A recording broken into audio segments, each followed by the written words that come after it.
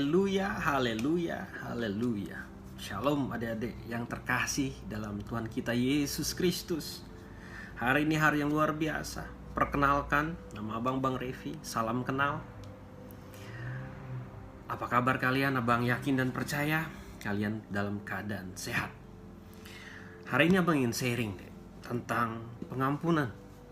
Tapi sebelum kita sharing tentang pengampunan, ada beberapa materi yang sudah Abang sharingkan dalam bentuk Word dan PDF, itu boleh dibaca terlebih dahulu.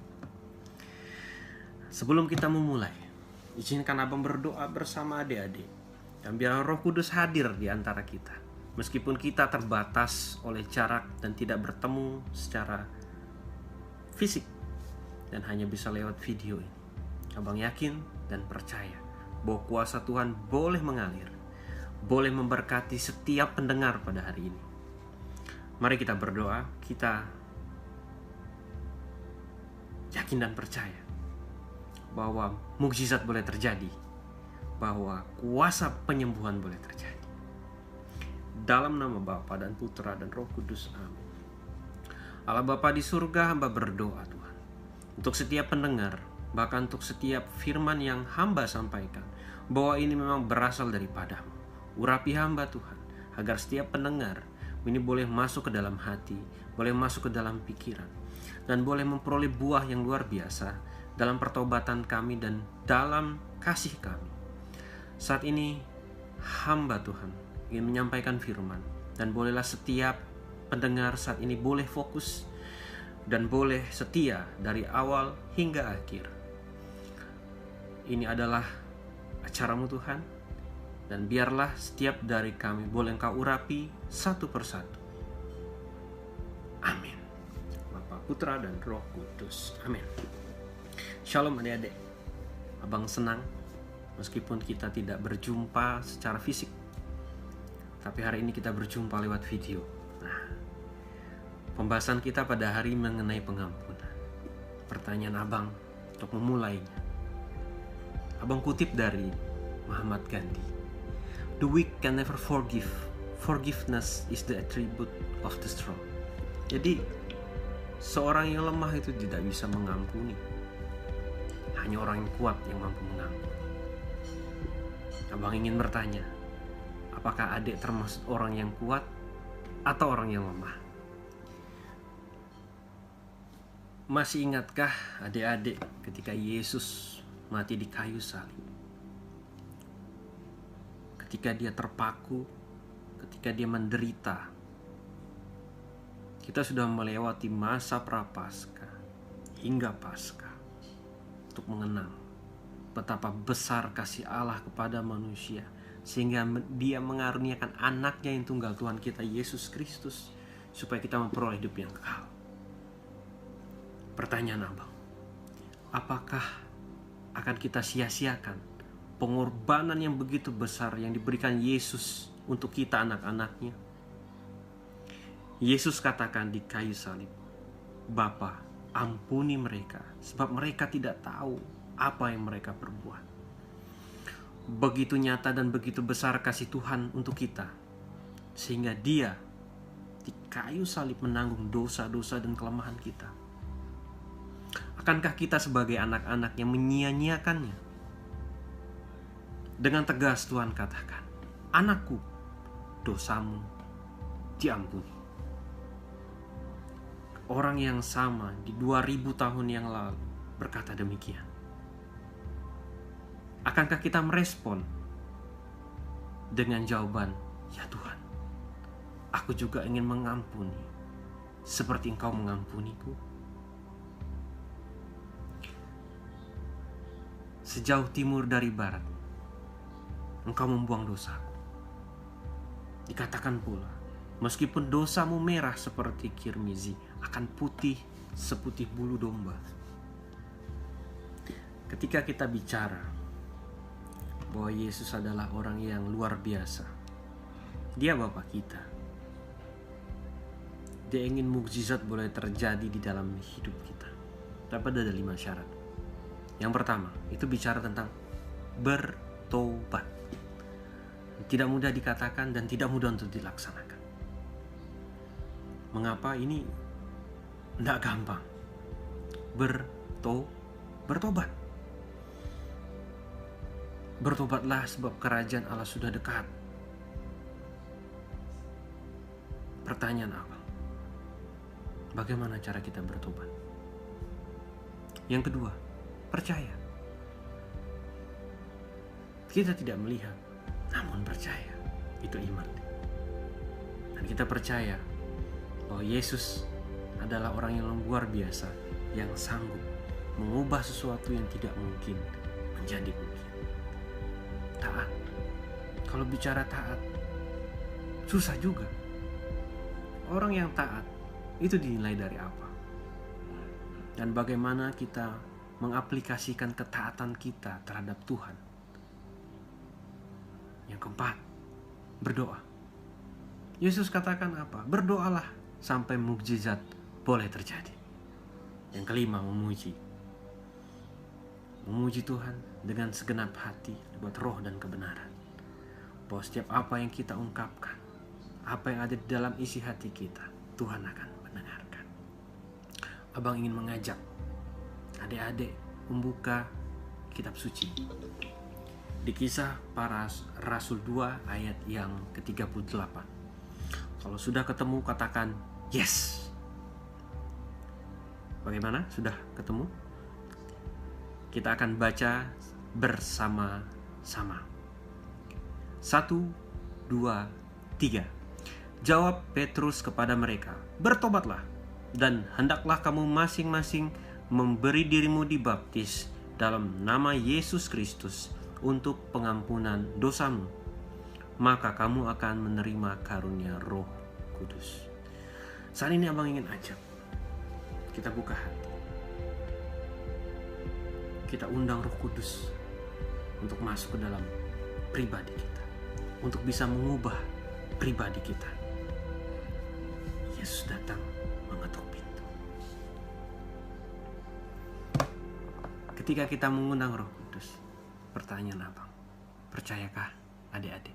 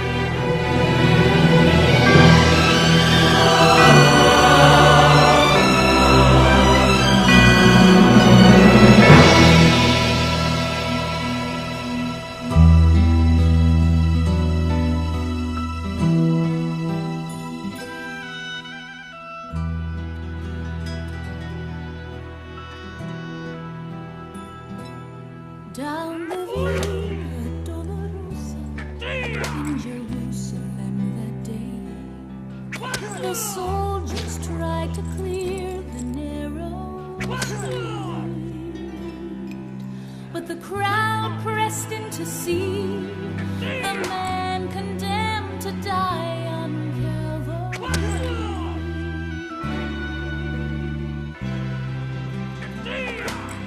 He was bleeding from a beating, there were stripes upon his back, and he wore a crown of thorns upon his head, and he bore with every step the scorn of those who cried out for his death. Down the Via Dolorosa, called the way of suffering, like a lamb came the Messiah, Christ the King. But he chose to walk that road out of his love for you.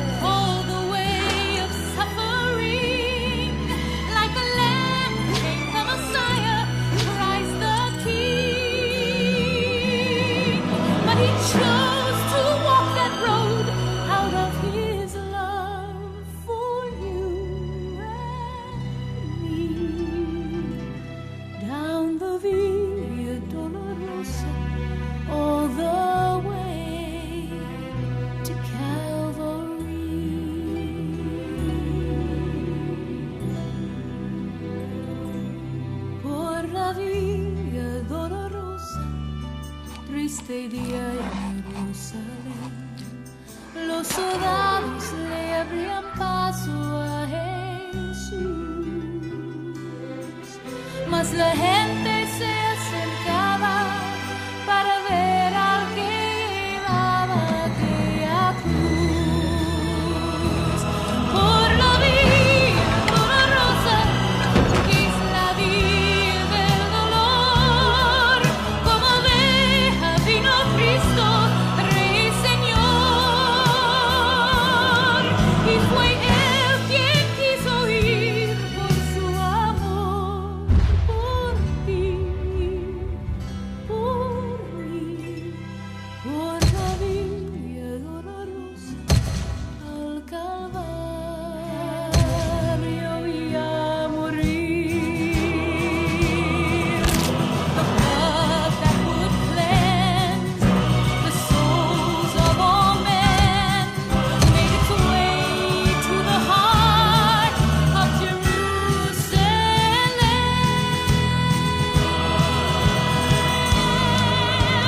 Down the via dolorosa, on the way of suffering, like a lamb came the Messiah, Christ the King.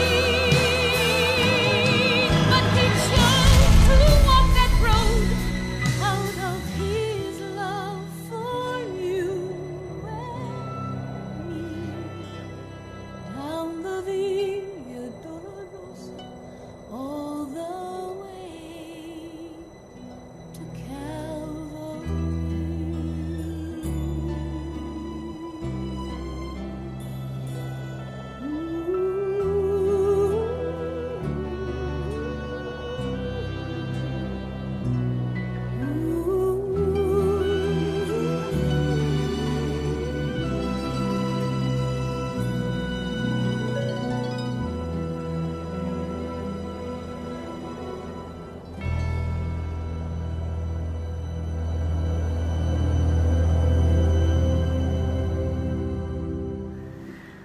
Shalom adik-adik yang terkasih dalam Tuhan kita Yesus Kristus.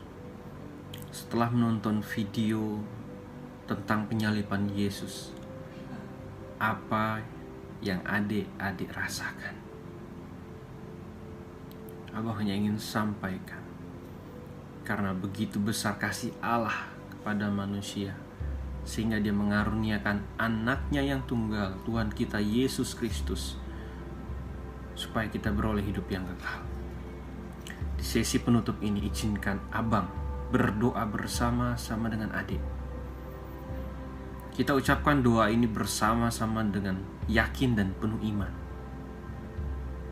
Siapkan hati dan batin. Marilah kita berdoa. Di dalam nama Bapa, Putra dan Roh Kudus. Amin. Tuhan Yesus, aku datang menghadap Engkau dalam keadaanku seperti ini. Aku mohon ampun atas segala dosa-dosaku. Harap aku diampuni. Di dalam nama-Mu, aku memaafkan semua orang yang membenciku, termasuk semua perbuatannya. Aku serahkan semua hidupku padamu, Tuhan Yesus, sekarang dan selama-lamanya. Aku mengundang Engkau untuk masuk dalam hidupku, Yesus. Aku menerima Engkau sebagai Tuhanku, Allahku, dan penyelamatku. Sembuhkan aku, ubahlah aku, kuatkanlah tubuhku, jiwaku, dan rohku. Datanglah Tuhan Yesus, bungkuslah aku dengan darah suci-Mu, dan penuhilah aku dengan Roh Kudus-Mu. Aku cinta padamu, Tuhan Yesus. Aku bersyukur padamu, Yesus. Aku mau mengikuti Engkau setiap hari dan selama hidupku. Amin. Dalam nama Bapa dan Putra dan Roh Kudus. Amin. Terima kasih untuk kebersamaan kita. Semoga sharing ini dapat memberkati adik-adik. Terima kasih sekali lagi untuk panitia yang sudah mensupport. Abang doakan bahwa mahasiswa Katolik Fakultas Teknik boleh menjadi saluran berkat, boleh menjadi saluran sukacita, dan jaga kesehatan, selesaikan kuliah dengan baik. Tuhan Yesus memberkati.